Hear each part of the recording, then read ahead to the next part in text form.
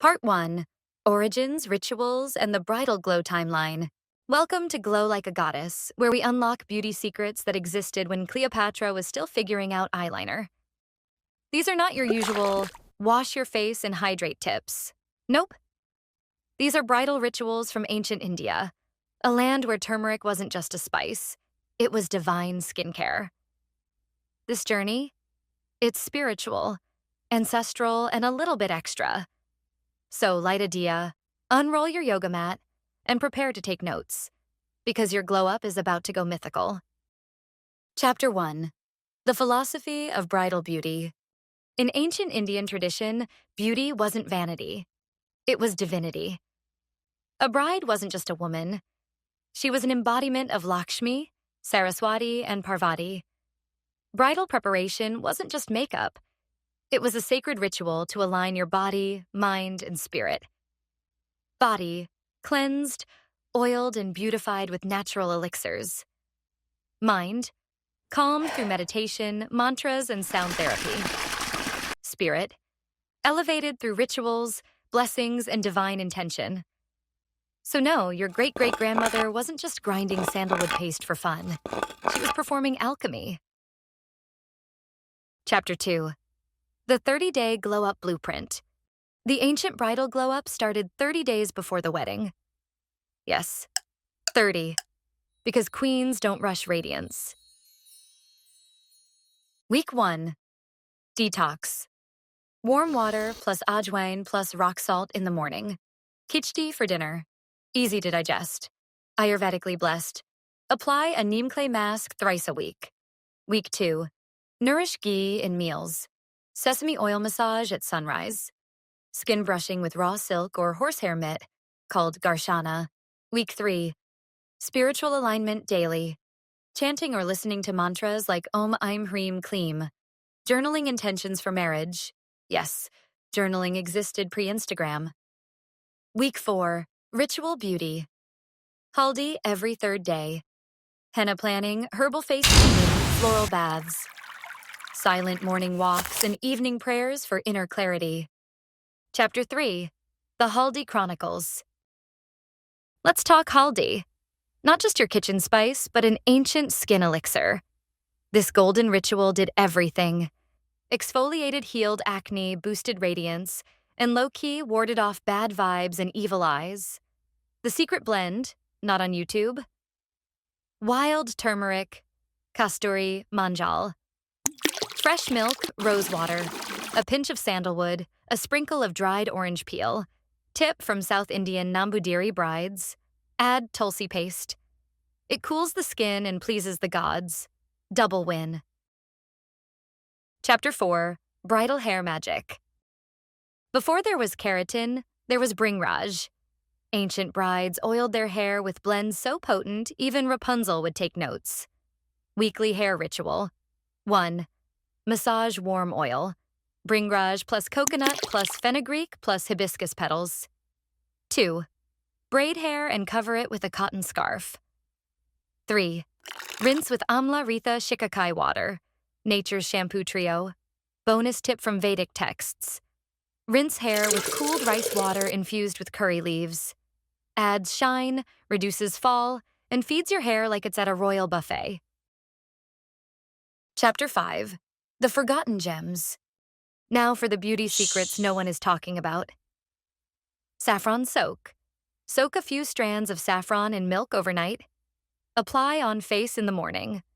Potli steam therapy. Tiny cloth bundles filled with herbs. Vetiver, neem, tulsi. Steamed and pressed on the face. Milk foot soak plus crushed rose petals plus honey. Because your feet deserve bridal treatment too. Alum stone deodorant. Natural antibacterial and spiritually protective bonus. Ancient hack. Mix cow's milk plus raw honey plus a strand of gold, yes. Real gold, and apply to your chest and arms. Used by Mughal princesses for full body glow. Part 2. Sacred sounds, aromas, and the emotional alchemy of bridal rituals. Chapter 6. The Symphony of Sacred Sounds. In the ancient Indian bridal journey, sound wasn't just for celebration. It was a tool for transformation. The rhythmic chants and mantras serve to align the bride's inner energies, preparing her for the sacred union. Key practices: mantra meditation, chanting mantras like Om Shreem Hreem. Kleem was believed to activate inner radiance and calm the mind. Temple bells and flute music. The gentle sounds of temple bells and flutes were used during rituals to invoke divine presence and serenity. Think of it as the ancient version of a spa playlist, only with more spiritual oomph. Chapter 7. Aromatherapy, the invisible adornment. Fragrance played a pivotal role in bridal rituals, symbolizing purity and invoking divine blessings. Traditional scents: sandalwood, used for its calming properties and to enhance spiritual awareness. Jasmine and rose, employed to uplift the mood and symbolize love and beauty. Application methods: attars, natural perfumes, applied to pulse points to envelop the bride in a subtle divine fragrance. Floral garlands, worn in hair or around the neck, serving both aesthetic and aromatic purposes. Modern perfumes might boast of notes, but these ancient scents were the original symphonies of love. Chapter 8. Emotional alchemy, preparing the heart. Beyond physical beauty, ancient rituals emphasized emotional readiness for the new chapter in a bride's life. Practices: storytelling sessions. Elders shared tales of love, resilience, and wisdom, offering guidance and emotional support. Blessing circles. Family and friends gathered to offer blessings, creating a supportive and loving environment. Think of it as the original group therapy session, complete with snacks and spiritual insights.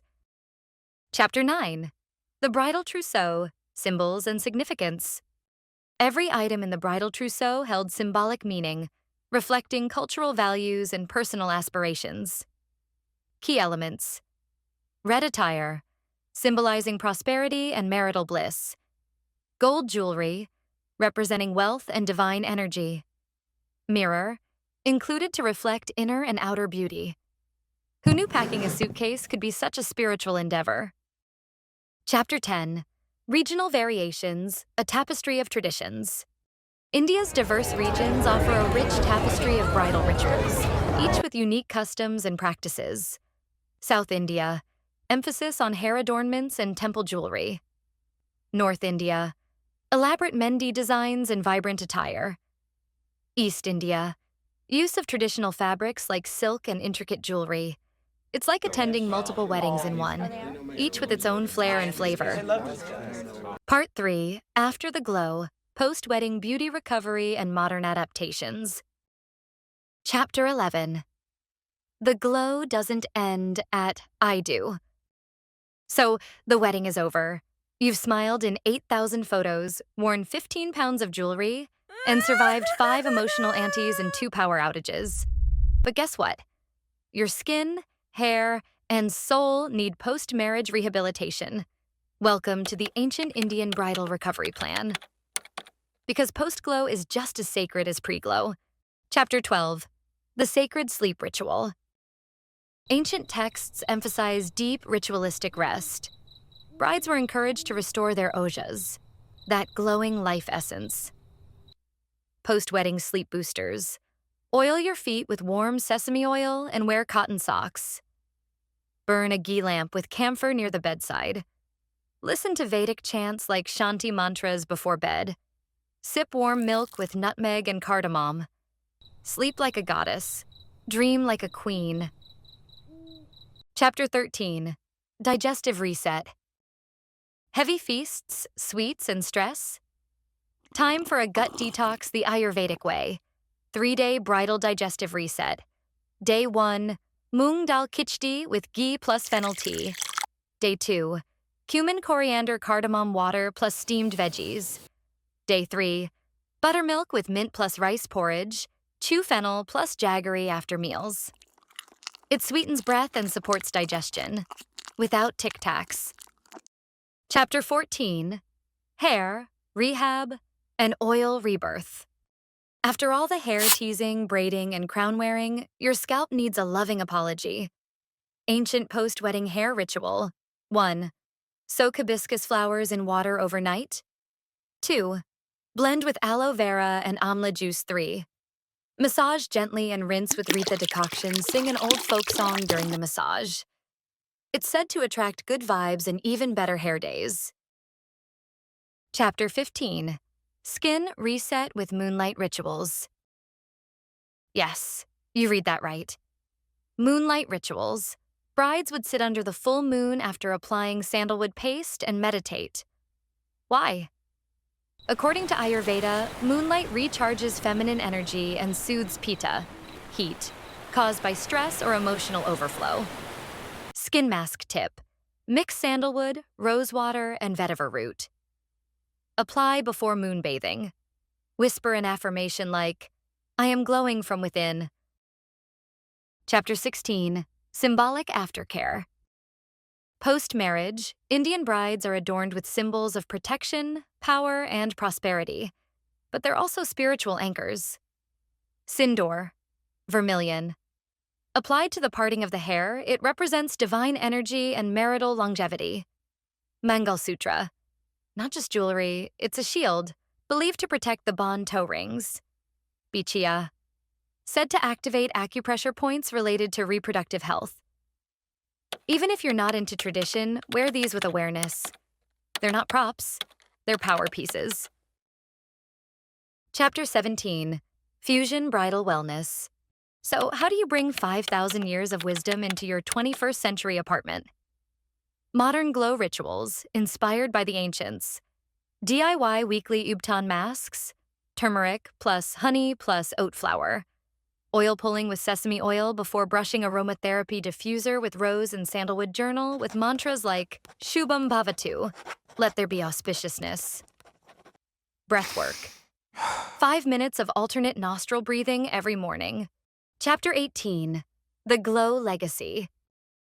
Ancient Indian bridal beauty wasn't about looking perfect.